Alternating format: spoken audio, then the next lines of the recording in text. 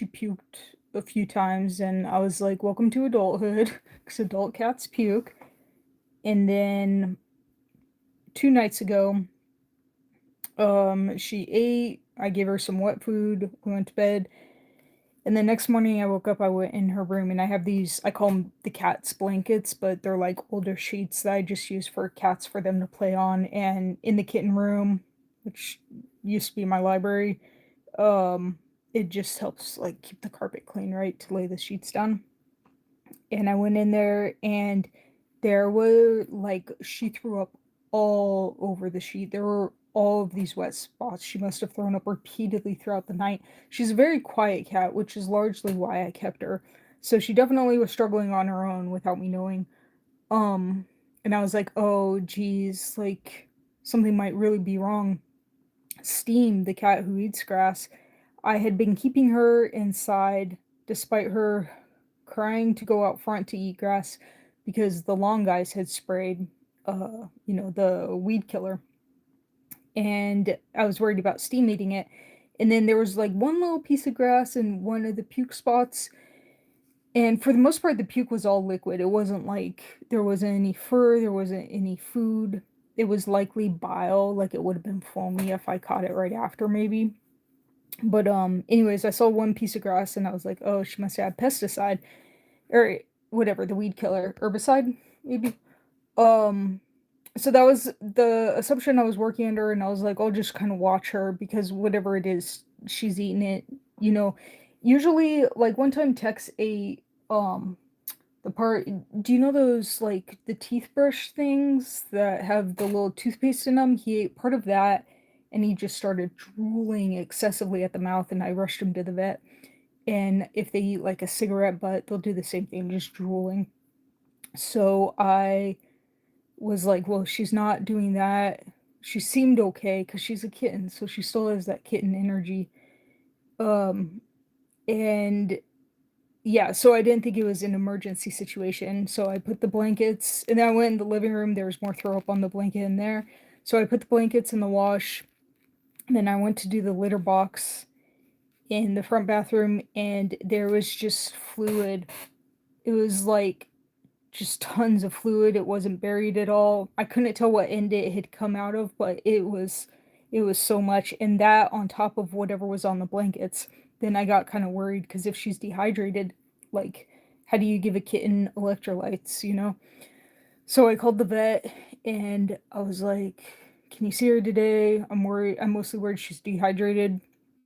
I still wasn't too concerned. I was working off the assumption that it was like herbicide that she had consumed, but that she would be sick for a few days, but then like, okay. Because if anything serious would happen, like it would have happened already. So, with the herbicide, I mean, so I went to the regular vet and they did an x-ray and she had this like square, I don't think I can screen share here, but she had like a square thing in her stomach. And so the vet said, I can't really tell if that's it, but it looks abnormal. So we can go ahead and operate, or I can try and find a vet with an endoscope. And to me, she's really small. She's 6.5 pounds, but Texan Steam are like 12, 13 pounds. So, and for anyone logging in right now, she's okay. Long story short, she's okay. I'm just explaining what happened. Um, so I said, yeah, let's try and find a vet with like an endoscope, because that way, we can kind of see what it is rather than just cutting her open and going in her stomach when we don't know if it is an obstruction in there. So we found a vet with an endoscope. I drove her over to the vet. It ended up being a 24-hour emergency vet, which I was trying to avoid because it's so expensive. But at this point, she was going to need surgery anyways. And my vet quoted me like 4,500. I mean, you just know it's going to be a lot. It's your fur baby, right? So I took her to that vet, and she was, well, the video's on the channel. It was like it's the last part of the last whatever short I uploaded, and she was just clearly not acting like a normal kitten. So that vet took x-rays, and what they found out was that, oh, and I left her there because she needed fluids anyway, so they did blood work. She was low in potassium. I mean, with how much she had vomited up, that was like, she had to be, yeah, she was very dehydrated, and her electrolytes were all messed up.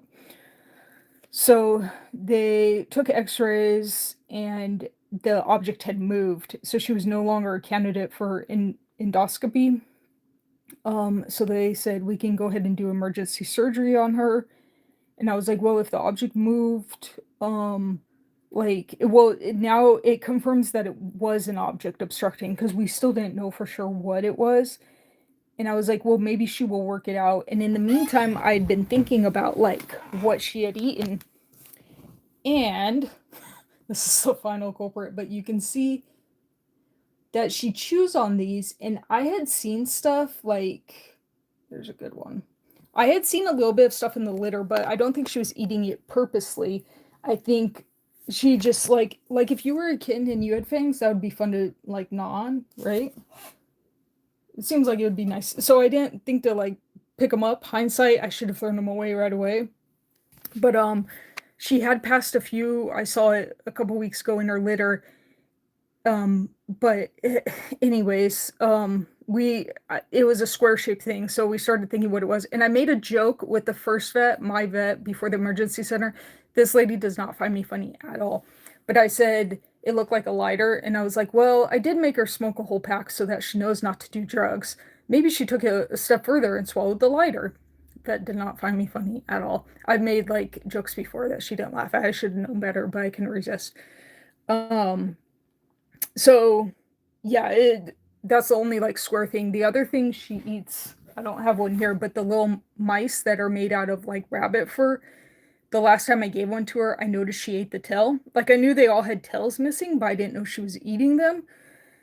So after I saw that, I was like, you can't play with these anymore. I'll probably end up, she loves them, so I'll just cut off the tail so she can't swallow them. But so I was thinking in my head, well, yeah, she probably did eat a toy and it's probably something in there.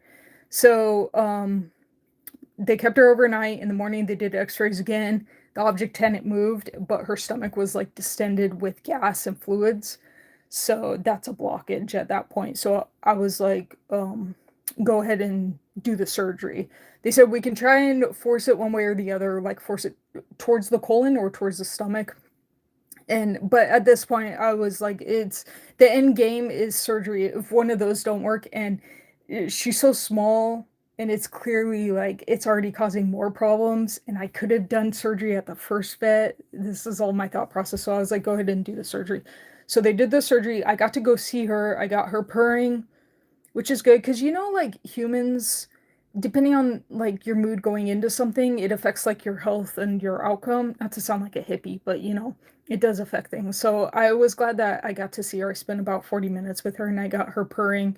She was kind of out of it and she had the IV in and stuff. And they had shaved one paw to put the IV in and then she started squirming.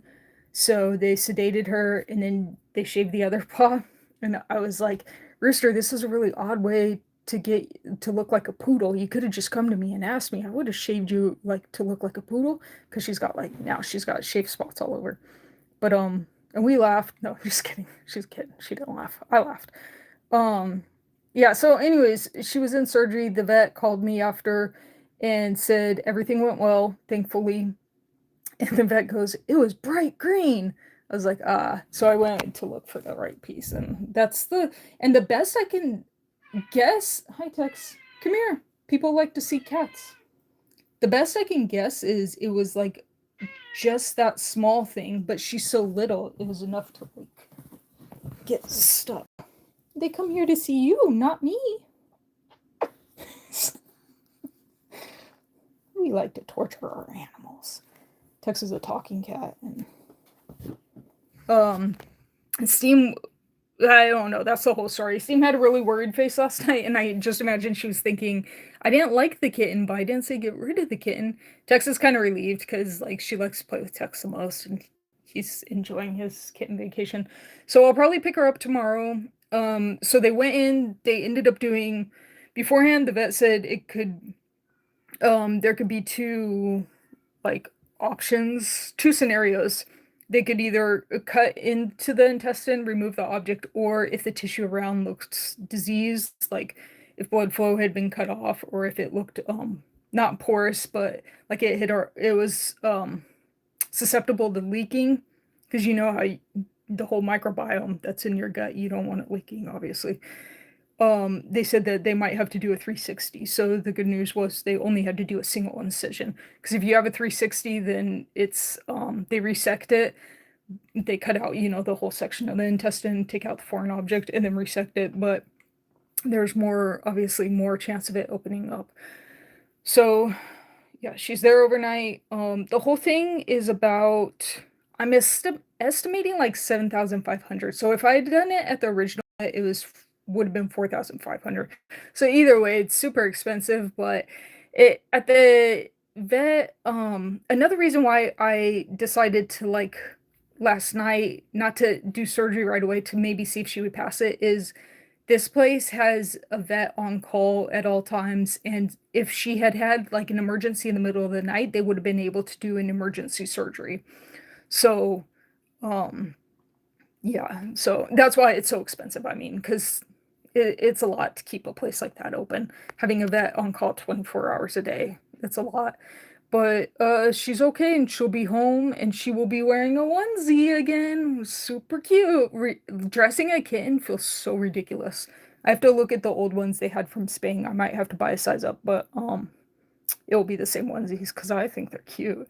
And then just restrict her movement. So the stitches she has are inside, and I think when they spayed the kittens, they had stitches inside, except for Tabasco because he was a boy, so he just had, his little man bits removed. But for the girls, the stitches were inside, they dissolved, and then there was like a glue that sealed it. So I guess that's the way they do things now. For the most part, there's no stitches on the outside. It's just that glue. So I'm expecting that's what it'll be. And she'll be in a cone. And anyways, she's fine. If you find your cat, I mean, I can't say it as advice because it just sounds like common sense, but if you find your cat is chewing on foam, throw the foam away. My mom was saying, like, thank God it was something soft, which is true. It could have been so much worse. But, kittens, puppies, children, they get into trouble and God bless them, right? At least they're cute. Okay, that's it. That's the update on Rooster. Good news. She's okay. And she'll be home tomorrow and we'll make some videos of her being loopy on meds. Bye. I don't know how to